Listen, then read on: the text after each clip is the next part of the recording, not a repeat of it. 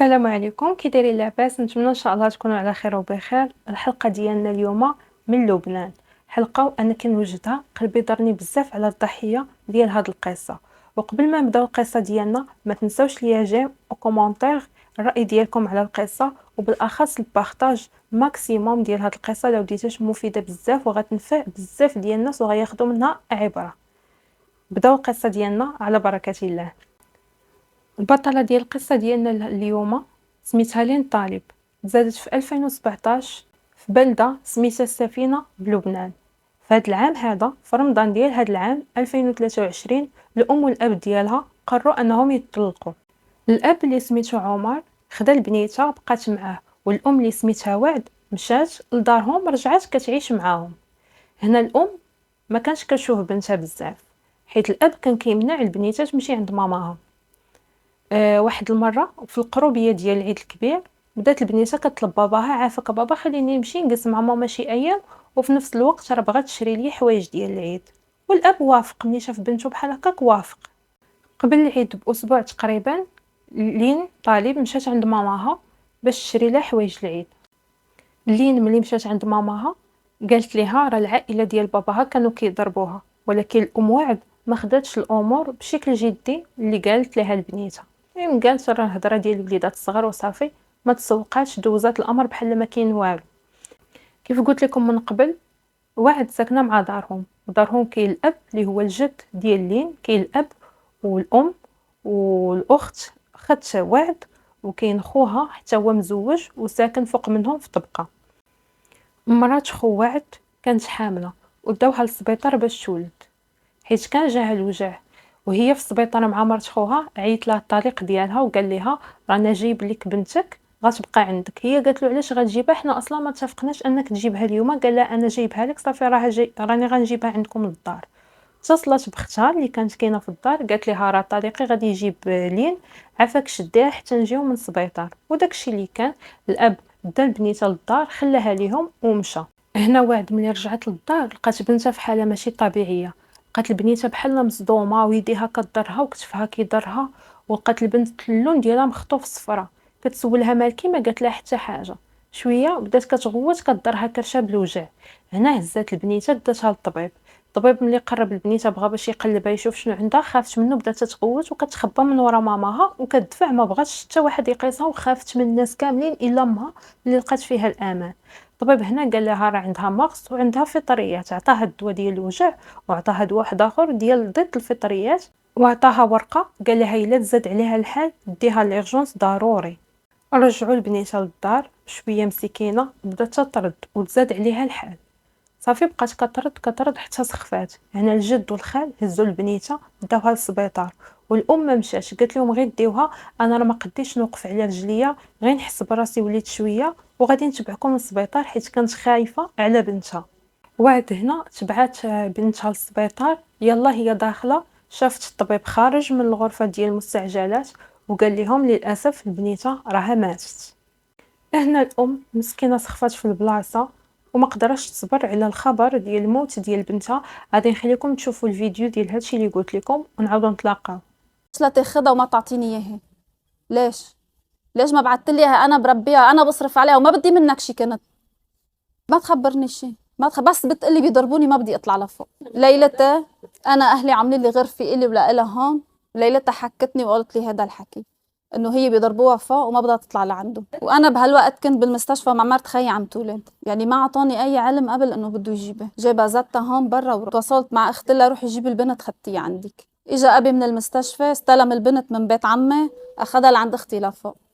تغدوا هني وياها هونيك ورجعوا نزلوا دغري، ما تاخروا، ما في ساعه. جابوهن لهون ورجعوا على البيت. فزعونة بتقول لي ايدها من هون. رحت انا عملت لها صوره تاني يوم، تاني نهار عملت لها الصوره وجيت على البيت. ثالث يوم زادت، صارت تقول لي بطني، بس تشكي بس من بطني. خدتها على الحكيم، اجى الدكتور ليفحصها، فزعت، صارت تبكي، تجنت، بعد ما بدها حدا يقرب عليها، بس يجي حدا غريب تخاف منه، بس تضل معي انا بحضني.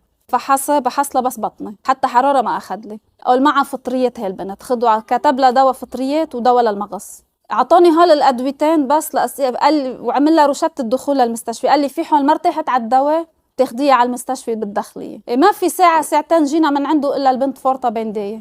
غابت عن الوعي، استفرغت بتختي جوا مرتين، هي استفرغتهم غابت عن الوعي. رجعوا هني أخدوها وأنا لأنه رحت ما بقى فيني وقف عجري. رجعت أنا بعد شوي لحقني أخدني عمي ولحقني هون. بس ما وصلت طلع الحكيم من الطوارئ قال البنت توفت وأنا رحت بالأرض. الناس كانوا كيظنوا أن الموت ديال لين هو حاجة طبيعية، بالرغم أن لين كانت عندها واحد نزيف خارجي وداخلي، وهذا علاش الطب الشرعي كان كيقول لهم ضروري خصنا نديرو تشريح لهاد البنيته باش نعرفوا السبب الحقيقي وراء ديال الموت ديالها. ولكن كانت ايادي خفيه كتمنع يدار هاد التشريح هذا. السبب علاش قالوا حقا ما حقا عائلتها حنا ما بغيناش الجسم ديال البنيته ديالنا تشوه، صافي ماتت غادي ندفنوها الله يرحمها.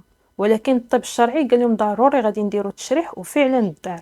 وملي دار التشريح هنا اكتشفوا ان البنيته لين تعرضت لاغتصاب وحشي، وهذا الاغتصاب هذا هو اللي تسبب لها في الوجع وتسبب لها في نزيف داخلي وخارجي وتسبب لها كذلك في فطريات.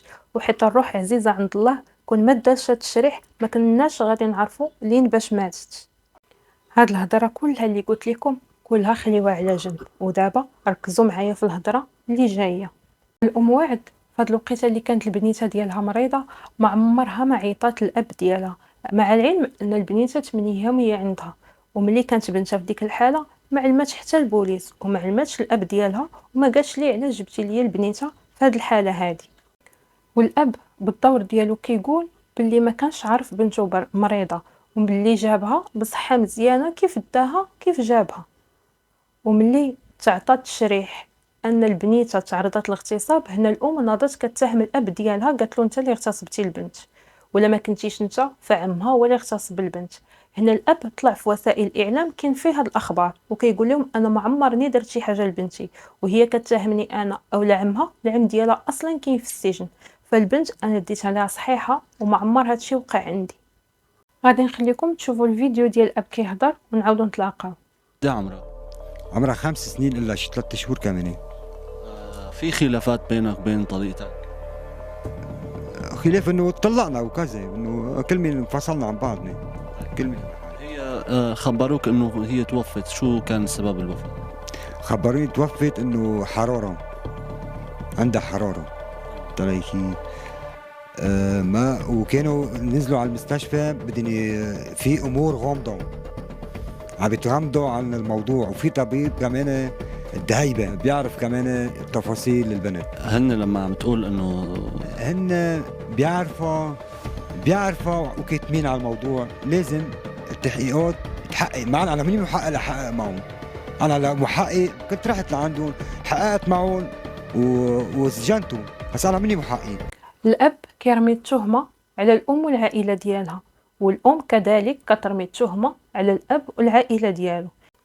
البوليس ملي كانوا كيديروا التحقيقات كيكتشفوا البوليس ملي كانوا كيديروا التحقيقات اكتشفوا ان الام الهضره ديالها كلها تناقضات وكتقول جوج كلمات وكتسخف، على عكس الاب كان كيدافع على راسو بالحجه والدليل، وقال انه ملي دا البنيته داها معاه وكان معاه جوج صحابو والجد، جوج صحابو وبات البنيته يعني جدها جد لين، فداها بصحه مزيانه وما عندها حتى حاجه، بالعكس سلم لهم البنيته كيف ما كان واخدها من عند الام ديالها في الاول. هنا غادي نطرحوا واحد التساؤلات. الام ملي شافت بنتها في ديك الحاله علاش ما علمتش البوليس؟ وعلاش كاضعف الايمان علاش ما هضراتش مع الاب وقالت ليه علاش جبتي لي بنتي في هذه الحاله؟ وعلاش ما دارت حتى حاجه؟ وعائلتها علاش حتى هما ما داروا حتى حاجه؟ يعني كاينه ان في القضيه. البوليس هنايا بعد ما بحثوا مع العائلات، عائله الام وعائله الاب، شدوا الام وشدوا الجد والجده، يعني بات الام وام الام شدوهم. علاش؟ حيت عندهم تناقضات في الهضره ديالهم مع بعضياتهم. اكتشفوا ان الخال والجد ملي داو البنيته للسبيطار داوها ميته ماشي سخفانه كيف ما قالوا، وان الاب ملي دخل باش يشوف الجثه ديال بنته لقى عينها خارجين بحال مقجوجه ماشي ميته موته طبيعيه. هاد القضيه هادي كانت شدها واحد القضيه سميتها سمران نصر، ودارت 3 الجلسات في هاد القضيه، وفي الجلسه الاخيره بقات 8 سوايع وهي كتحقق معاهم. ومن ضمن الشهود اللي عيطت لهم هاد القضية كان الخال، عيطت ليه كشاهد فقط في هاد القضية، ولكن اكتشفت تضارب في الأقوال. عقلتو في الأول القصة، قلت لكم هاد الخال هذا الزوجة ديالو كانت حاملة ومشات تولد، ولكن كاين شي كيقول انه مشى مع مراتو، وكاين شي ناس اخرين كيقول لا بقى في الدار ما مشاش مع مراتو. فالخال هنا ولا مشكوك في الامر ديالو. هنا طلبات القضيه باش تاخد التليفون ديالو تشوف التموقع ديالو فين كان في النهار اللي ولدات فيه مراتو، ولقاتو كاين في الدار ما مشاش معاها للسبيطار كيف كيقول. هنا البوليس كانوا دخلوا المحكمه هما هاسين واحد الورقه فيها تحليل لادين ديال داكشي اللي لقاو تحت الضفيرات ديال بنيته لين. القضيه ملي حلات هذيك الورقه لقات تحليله خرجت بان داكشي اللي كاين تحت الضفيرات ديال بنيته هو لادين ديال الخال، والخال اصلا كان مقموش في العنق ديالو. ورجعوا للتليفونات ولقاو انه كاين ميساجات بين الام والاب، الام ماما لين والاب ديال الوعد يعني الجد ديال لين والجده والخال. لقاو بيناتهم ميساجات كيهضروا على القضيه بيناتهم وباغيين ينفيو التهمه على الخال، وكانوا كيتفقوا بيناتهم كاملين باش يخبيو الحقيقه ويضللوا الراي العام. والام هكاك بلا حشمه بلا حنيه طالعه كتبكي قدام الناس وكتبكي زعما بقات فيها بنتها، وكتقول بوجهها احمر ان هذا اللي دار هادشي خاصو يتعدم، وهي عارفه ان خوها هو اللي دار هادشي. رحت نقت التياب على ذوقي تتلبس على العيد، ما لبستهم ما لبستهم ما لبستهم. قلت لي يا امي بدي هاي، جبت لها اياها وما لبستها. واللعبه بس تشوفني زعلانه بتقول لي يا ماما لا تبكي، انا منيحه ما بيني شيء، وهي كانت عم تموت. هادشي كلكم واللي غنقول لكم كوم تاني، كاين احتمال كبير ان الام والجد هما اللي قتلوا البنيته وقجوها. عقلتوا فين قلت لكم في الاول الاب قال انه ملي شاف الجثه ديال بنته كانوا عينها خارجين، وكيشوف ان البنت ديالو ما ماتتش موته طبيعيه ولكن ماتت مقجوجه. كاين احتمال كبير ان الام والجد هما اللي قتلوها حيت خافوا انها تهضر وتفضحهم. المعلومه باقي ما مأكداش 100%، ولكن كيقولوا كاين احتمال كبير ان هذا الشيء هو اللي وقع. الجريمه كيفاش وقعت؟ الاب جاب بنته لعند الام، والام ما كانش في الدار، كانت مشات مع مرات خوها باش تولد. هنا بنيتها ملي دخلات طلعت عند خالها للدار. هنا خالها خدا البنيته طلعها عنده اولا شدها عنده واغتصبها في الطواليت، ودارلها سكوتش في فمها باش ما تغوتش، والجهد اللي حيد به سكوتش حيد لها مسكينه طريف ديال الحيمه من الشفايف ديالها، وهي كدابز معاه وكتجبد معاه دفعها في كامل كتفها، وهي كدابز معاه قمشاتو في عنقو. داكشي علاش بقات الاماره ديال القمشه عنده في العنق. الام والجده والجد ملي اكتشفوا الفعل اللي دار الخال اللي سميتو نادر بالمناسبه اتفقوا انهم يتستروا على الجريمه، وخلاو البنيته 8 ايام هي في الدار مسكينه هكاك، ما داروا لها حتى حاجه وما علموش الاب ديالها وما علمو حتى واحد.